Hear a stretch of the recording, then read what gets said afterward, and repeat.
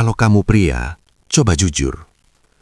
Pernah nggak kamu merasa kamu sebenarnya orang baik, niat hidup benar, tapi sekali ketemu satu tipe wanita tertentu, pikiranmu mulai kemana-mana. Hatimu mulai goyah. Batasan yang dulu kamu banggakan mendadak longgar. Ini bukan cerita pria itu jahat atau wanita itu penggoda, bukan. Ini tentang satu hal yang paling menentukan kualitas hidup seorang pria, kemampuan menahan hawa nafsu. Dan hari ini, kita bahas satu pertanyaan yang sering muncul di masyarakat Jawa. Kalau dari weton, semua pria bisa tahan nafsu, atau ada yang lebih rawan ke bawah arus?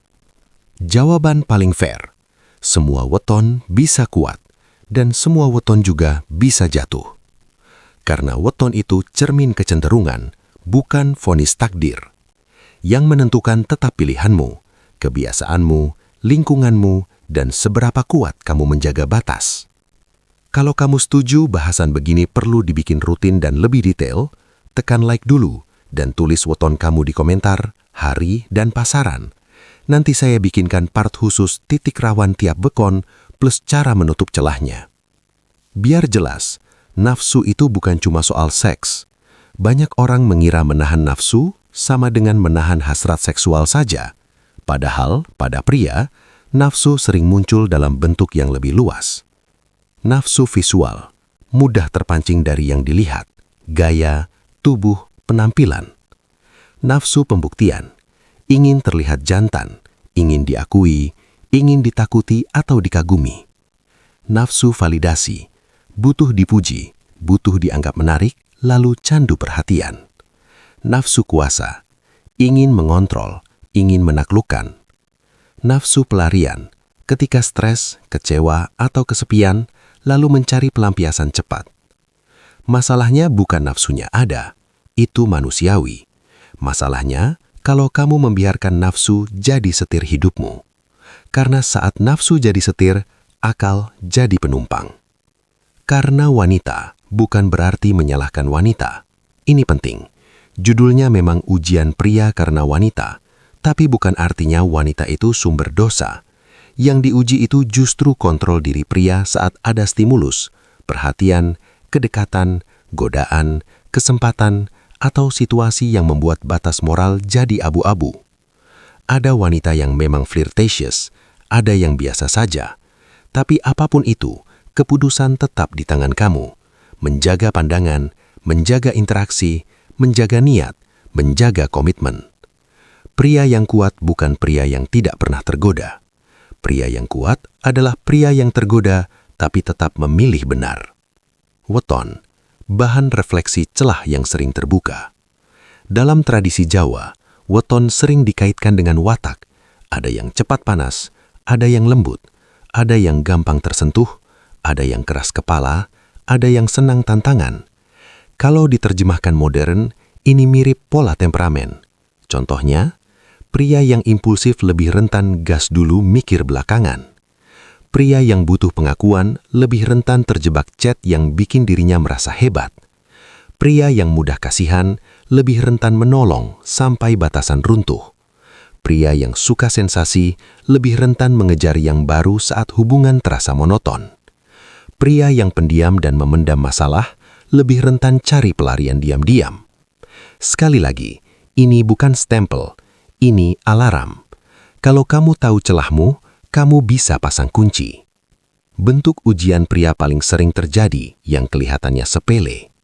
Ujian itu jarang datang sebagai ayo selingkuh. Biasanya datang sebagai hal kecil. Cuma chat kok, tapi intens dan mulai ada kode-kode. Cuma ngantar, tapi jadi sering berduaan. Cuma teman curhat, tapi curhatnya bikin baper. Cuma bercanda, tapi bercandanya melewati batas. Cuma sekali, tapi sekali itu jadi pintu kebiasaan. Kamu tahu apa yang paling bahaya? Bukan godaan besar, tapi pembiasaan kecil yang kamu normalisasi. Kalau pria tidak tahan nafsu, ini akibatnya. Saya ngomongnya tegas ya, karena ini realita. Komitmen rusak, kepercayaan hancur. Sekali kepercayaan pecah, membangunnya bisa butuh tahun. kadang tidak bisa kembali seperti dulu. Hidup jadi penuh rahasia. Chat disembunyikan, alasan dibuat-buat, lokasi dipalsukan. Kamu capek sendiri, dan lama-lama kamu jadi orang yang tidak kamu kenal. Rezeki dan karir bisa ikut kacau.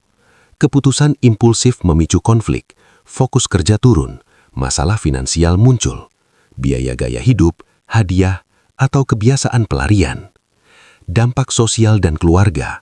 Masalah rumah tangga itu jarang berhenti di dua orang. Bisa merembet ke anak, orang tua, mertua, dan lingkungan. Kesehatan mental dan rasa bersalah. Banyak pria kelihatan santai di luar, tapi di dalamnya gelisah, takut ketahuan, takut kehilangan, dan akhirnya makin cari pelampiasan. Resiko keamanan dan kesehatan. Tindakan punya konsekuensi. Ini bukan untuk menghakimi, ini untuk mengingatkan. Tindakan punya konsekuensi. Kalau pria tahan nafsu, ini yang kamu dapat. Menahan nafsu bukan berarti hidupmu hambar. Justru kamu dapat hal yang jarang dimiliki banyak pria. Harga diri yang stabil. Kamu hormat pada diri sendiri. Rumah tangga atau hubungan yang aman. Pikiran lebih jernih, langkah lebih rapi. Fokus kerja naik, tujuan hidup lebih jelas. Kamu jadi pemimpin yang bisa dipercaya, bukan cuma bisa bicara. Dan yang paling mahal, ketenangan. Teknik praktis, 3 kunci untuk menutup celah. Kalau kamu pria dan serius mau kuat, pakai sistem sederhana ini. Kunci pandangan, bukan soal sok suci, ini soal disiplin input. Yang kamu konsumsi, visual, konten, lingkungan, membentuk apa yang kamu inginkan. Kunci situasi, jangan main di area abu-abu, sering berduaan, chat larut malam, curhat intim dengan lawan jenis, atau pertemuan yang harus disembunyikan. Kunci mulut dan jempol. Flirting dimulai dari kata-kata. Kalau kamu sudah menggoda halus, biasanya hati akan ikut. Satu contoh yang gampang, kalau kamu sudah punya pasangan, jangan membangun hubungan cadangan lewat chat. Itu bukan pertemanan, itu jalan ke masalah. Ilustrasi dramatis, 1 pesan, 2 masa depan. Kamu lagi penat, hubungan di rumah lagi dingin, lalu ada wanita kirim pesan. Aku nyaman kalau ngobrol sama kamu. Di situ ujian dimulai. Kalau kamu balas dan keterusan, awalnya terasa menyenangkan. Kamu merasa dihargai, tapi perlahan muncul rahasia, muncul kebohongan, lalu konflik.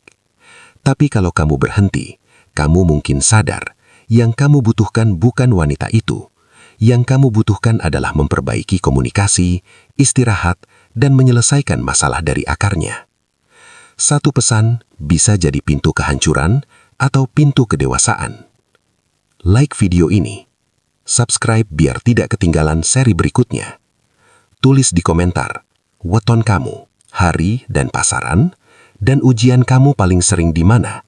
Di pandangan, di chat, di curhat, di berduaan, atau di konten. Nanti saya rangkum yang paling banyak, lalu saya bahas langkah praktisnya.